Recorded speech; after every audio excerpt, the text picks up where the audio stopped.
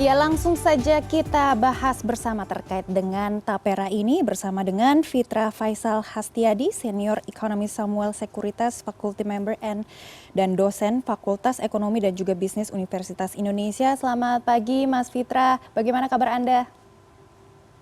Selamat pagi Mbak Megi, baik terima kasih. Ya, Mas Fitra, bagaimana Anda melihat kebijakan tapera ini? Ya selalu ada dua sisi ya, mari kita melihatnya pertama dari sisi positifnya dulu. Ini kan sebenarnya motivasinya baik ya, karena memang kita melihat banyak masyarakat menengah ke bawah yang memang belum memiliki rumah. Dan ini merupakan tanggung jawab konstitusi loh, bahwa negara ya kan ini apa berkewajiban ya untuk kemudian mewujudkan tiga pilar kebutuhan masyarakat, yaitu sandang, pangan, dan papan. Tetapi di sisi yang lain tentu kita juga harus melihat ada konsekuensi-konsekuensi yang lain. Nah, konsekuensi yang lain adalah salah satunya ketika kita misalnya meminta iuran dari masyarakat 3%, meskipun yang 2,5% itu berasal dari masyarakat itu sendiri, 0,5% dari perusahaan, tapi tetap saja ini sebenarnya menurut saya merupakan tambahan biaya buat masyarakat itu sendiri. Mbak Maggie, kalau kita lihat jumlah tabungan masyarakat itu, kalau kita lihat data dari LPS, 98% masyarakat kita itu tabungannya 1,8 juta rupiah loh Mbak Megi. Ini kalau dibandingkan dengan posisinya 5 tahun lalu 3,2 juta, ini artinya turun terus, artinya makan tabungan. Jadi mereka tidak, sepertinya agak kesulitan ya jika diminta iuran lagi. Meskipun ya tentu itu punya dampak positif buat mereka juga di jangka menengah panjang. Tetapi sepertinya yang menjadi prioritas mereka sekarang adalah bukan memenuhi tiga pilar itu sekaligus. Ya, mereka ingin memenuhi sandangnya iya, pangannya iya, tapi mungkin rumah belum prioritas. Jadi mereka tidak melihat bahwa ini adalah suatu kebutuhan immediate buat mereka. Bahkan banyak dari mereka yang juga mungkin ya sudah memiliki rumah akibat warisan dan seterusnya. Nah, akibatnya apa? Tekanan-tekanan ini membuat mereka mungkin secara bersama-sama berkongsi melalui serikat pekerja misalnya, untuk kemudian menaikkan atau menegosiasikan kenaikan gaji atau upah di jangka panjang.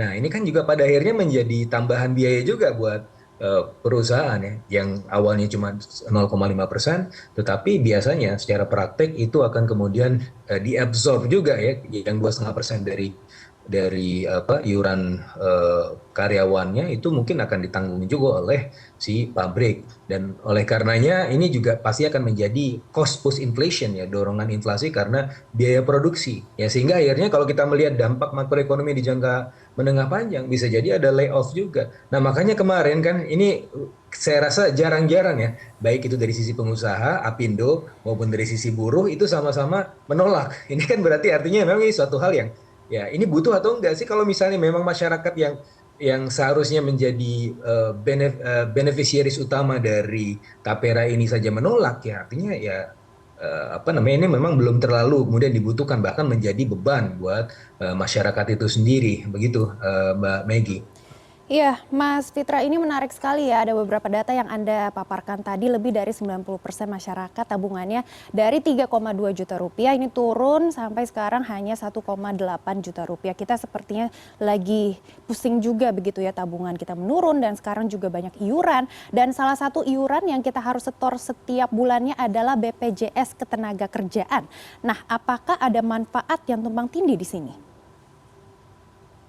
Ya bisa jadi itu kan menjadi argumen pengusaha ya, karena ada beberapa potensi manfaat yang seharusnya bisa didapatkan dari misalnya tadi BPJS Ketenagakerjaan atau hal-hal atau asuransi-asuransi yang sekarang sudah existing. Nah, ini sebenarnya yang menjadi poin keberatan pada para pengusaha, karena mereka melihat juga bahwa ini akan menjadi potensi biaya mereka juga di jangka menengah panjang. Dan tidak hanya dari sisi biaya ya yang dibebani ke masyarakat dan juga pada akhirnya akan berdampak kepada pengusaha, kita juga melihat dari sistem desainnya ini, saya melihat ini tidak tidak apa ya, tidak sempurna lah. Ambil contoh ini kemarin dari pemaparan yang sudah tersebar kemana-mana, ada misalnya orang asing yang sudah tinggal di sini selama 6 bulan, itu wajib kemudian juga setor 3%. Loh, mereka punya tanggung jawab apa untuk sampai setor 3%? Ini kan pada akhirnya juga akan menjadi semacam apa ya, sinyal negatif buat para investor dong untuk masuk ke di sini. Ekspatriat itu ketika dibebani 3%, ya mereka ya pasti ya 3%, tapi 3% dari gaji ekspatriat itu kan lumayan besar, Mbak Maggie. Nah, ini juga menjadi salah satu poin. Nah, berikutnya juga yang tidak kalah pentingnya adalah aspek governancy.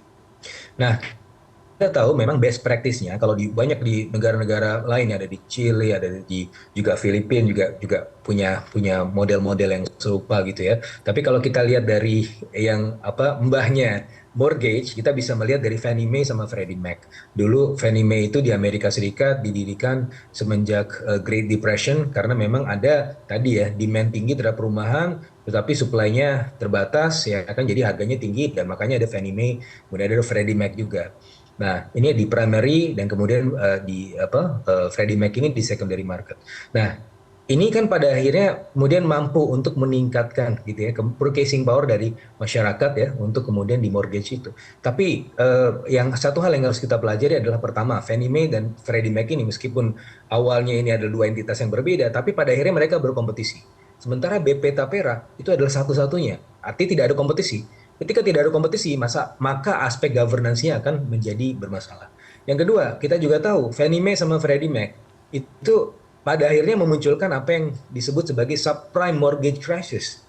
Nah, ini apakah kita mau terjebak pada wilayah krisis seperti itu lagi? Amerika Serikat sudah mencontohkan itu, subprime mortgage crisis. Jadi kan tidak semuanya loan itu adalah good loan, ada juga bad loan, apa yang disebut sebagai subprime.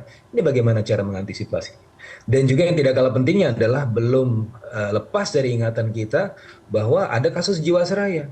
Nah, Jiwasraya ini ketika kita melihat ini kan aspek governance, ini kan juga dipegang pemerintah. BP Tapera, siapa yang bisa menjamin bahwa BP Tapera ini tidak akan menjadi Jiwasraya?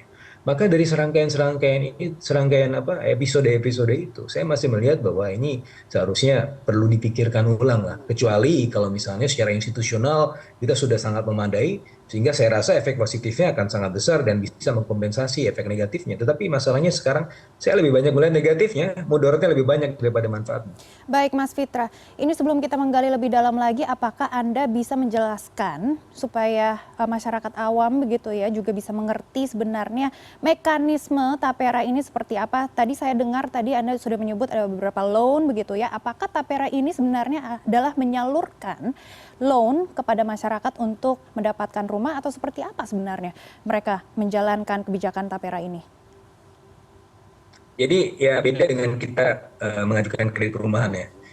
Ini adalah kalau sebelumnya BP Tapera memang sudah ada ya. BP Tapera ini kan juga untuk menyediakan perumahan rakyat yang gratis dari sisi suku bunga ya kan. Selama ini ditanggung oleh APBN ya melalui fasilitas likuiditas pembiayaan perumahan FLPP. Nah, jadi mekanismenya kurang lebih seperti ini sederhananya. Masyarakat iuran. Nah, iuran itu akan terkumpul dana kan. Nah, dananya itu kan akan dikelola. Ya, dikelola oleh fund manager, manajer investasi, dikelola sehingga berlipat ganda gitu kan. Nah, sehingga dari efek penggandanya itulah itu kemudian bisa kemudian diserahkan kepada masyarakat, bahwa masyarakat ketika ingin mengapply KPR misalnya itu bisa DP-nya 0%. Ya, karena sudah kemudian ada benefit yang menjadi fondasi itu semua gitu. Jadi ketika iuran kan bayangannya ketika iuran kan banyak pertanyaan, loh iuran gaji saya cuma sekian, iurannya 3%, misalnya 5 juta, 3% kan rendah banget. Nah, ini saya kapan bisa beli rumah gitu kan, itu kan pertanyaannya. Nah, tapi bukan sesederhana itu, karena kan ini ketika dikumpulkan uangnya itu akan dikelola, akan berbuah banyak begitu kan. Nah, benefitnya ini kemudian menjadi semacam bantalan buat masyarakat untuk mendapatkan KPR dengan bunga 0%. Maksudnya bukan bunga 0%, dengan DP 0%. Bunganya rendah, misalnya 5%. Itu yang kemudian menjadi benefit itu semua. Ya, pada akhirnya ya harus setor juga, gitu kan. Setor juga masyarakat sesuai dengan kemampuannya. Cuma yang jadi masalah adalah yang berhak untuk mendapatkan fasilitas itu adalah masyarakat yang maksimum pendapatannya 8 juta. Loh, kalau yang di atas 8 juta berarti nggak bisa mengajukan KPR, nggak bisa mengajukan renovasi rumah, nggak bisa mengajukan pengembangan rumah. Terus jadinya buat apa dong gitu kan? Nah, artinya kan ada sebagian besar masyarakat yang dipaksa, ya memang ini gue proyok, untuk iuran, tapi dia mungkin tidak akan mendapatkan manfaatnya karena gajinya di atas 8 juta misalnya. Terus kemudian dia sudah punya rumah misalnya kan, berarti dia harus mendapatkan manfaatnya sampai nanti terakhir, sampai dia selesai dari iuran kepesertaannya, usia 58 tahun. Loh, kalau saya diminta seperti itu, mending saya kemudian menggunakan uang tadi yang seharusnya saya bayar 3% entah itu per bulan atau nanti gimana mekanismenya, itu saya masukkan saja ke stock market, saya akan kelola sendiri, itu akan mendapatkan returnnya mungkin lebih banyak, gitu kan? Itu kan ada berarti kita meminimalisir pilihan-pilihan kebermanfaatan buat masyarakat yang memang sebenarnya tidak terlalu penting untuk mendapatkan KPR gitu kan. Nah, dari sisi ini saja sudah flow, Mbak Meggy. Baik, terakhir Mas Fitra, apakah kebijakan Tapera ini bisa disempurnakan supaya bisa memang berjalan dan mewujudkan impian Republik Indonesia ya, semua warga negara Indonesia bisa memiliki rumah, atau harus dibatalkan? Saya rasa masih bisa dibicarakan ya. Untuk dibatalkan sepenuhnya mungkin nggak juga, karena kita juga tentunya sadar bahwa kebutuhan rumah rakyat ini adalah sangat mendasar gitu ya. Tetapi memang harus dibicarakan ya. BP Tapera sudah ada, tapi nanti mekanismenya lah gitu kan. Jadi mungkin ya bayangan saya mungkin tidak akan ada single entity BP Tapera saja, mungkin ada beberapa entitas supaya pada akhirnya menghasilkan kompetisi.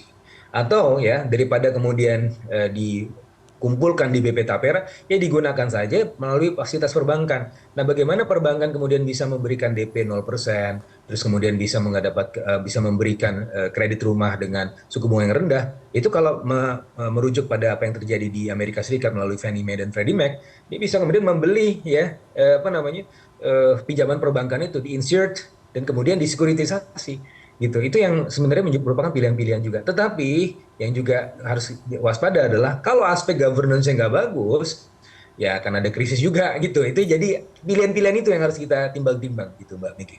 Baik, kami akan terus memantau kebijakan Tapera ini. Terima kasih Mas Fitra sudah bergabung bersama kami di CNN Indonesia Business dan Referensi.